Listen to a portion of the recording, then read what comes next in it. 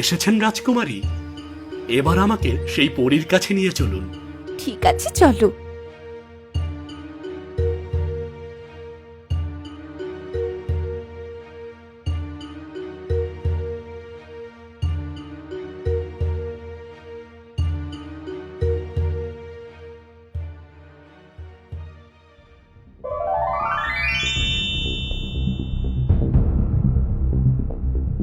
এ তুই কাকে নিয়ে এসেছিস?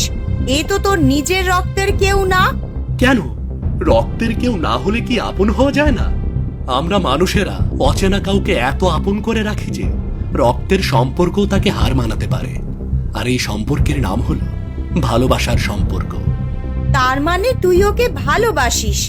হ্যাঁ, ভালোবাসি। আর এত ভালোবাসি যে ওর জন্য আমি হাসি মুখে নিজের জীবন উৎসর্গ করতে এসেছি।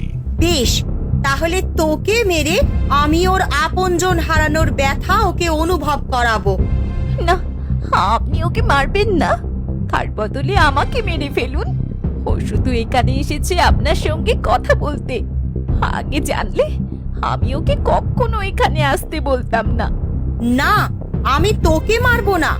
আমি তোকে দাঁড় করিয়ে রেখে তোর সামনে তোর আপনজনকে মারবো, যাতে তুই আমার ব্যথা অনুভব করতে পারিস।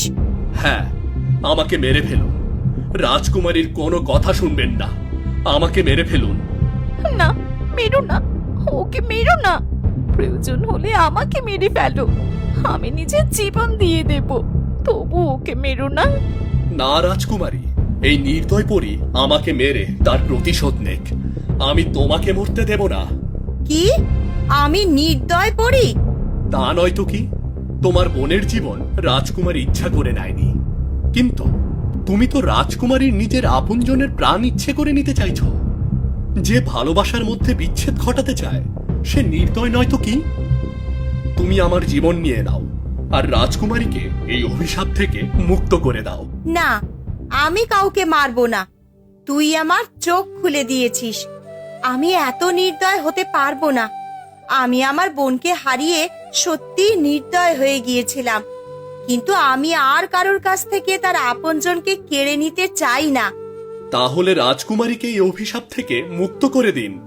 হ্যাঁ, আমি এখনই ওকে এই অভিশাপ থেকে মুক্ত করছি।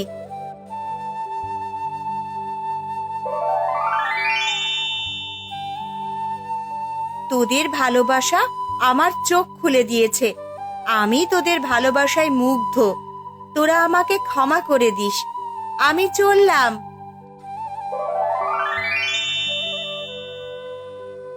চলো এবার পিতাজির কাছে যাই। কিন্তু মহারাজ তো আমাকে দেখলেই আবার বন্দি করে ফেলবে। আমি থাকতে তোমার এত চিন্তা করতে হবে না। যে তার একমাত্র মেয়ের জন্য জীবন দিতে পারে তাকে কখনোই বন্দি করবে না। ঠিক আছে, চলো।